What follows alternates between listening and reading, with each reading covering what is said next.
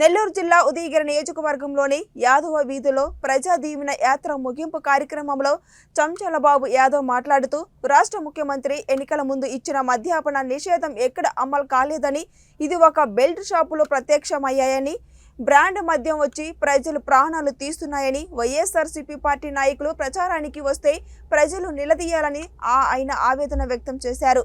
అంతేకాక ఈ రాష్ట్ర ముఖ్యమంత్రి రాష్ట్ర ప్రభుత్వాన్ని అభివృద్ధి చేసింది ఏమీ లేదని, రాష్ట్రాన్ని అప్పుల పాలు చేసిన ఘనత రాష్ట్ర ముఖ్యమంత్రికి దక్కుతుందని అన్నారు.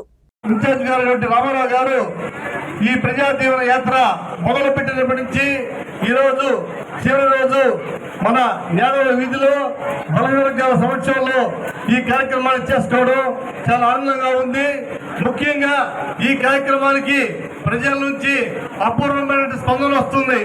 ఉదయగిరిలో ఏ వార్డుకి వెళ్ళినా, ఏ ఇంటికి వెళ్ళినా ఈరోజు అందరూ కూడా హారతలు బట్టి ఆహ్వానించి మా ఇంటికి రా, మా ఇంటికి పోతే ఈరోజు జగన్మోహన్ రెడ్డి అధికారంలోకి వచ్చి 4 సంవత్సరాల 9 నెలలు అయితే ఉదయగిరి మేజీ 12,000 ఓట్ల పంచాయతీ 16,000 గ్రామ పంచాయతీలో అభివృద్ధి అయినా సరే అని చెప్పి ఈ జగన్ పాలనలో మేము ప్రశ్నిస్తున్నాం.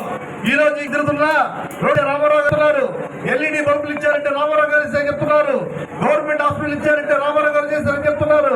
ఏ సంక్షేమ పథకమైనా సరే ఆ రోజు ఎమ్మెల్యే గారు రామారావు గారు చేసిన పథకాలనే కొనసాగుతున్నాయి కానీ కొత్తగా ఈ గ్రామంలో ఒక కార్యక్రమాన్ని చేపట్టారని చెప్పి మేము తెలుసుకుంటున్నా.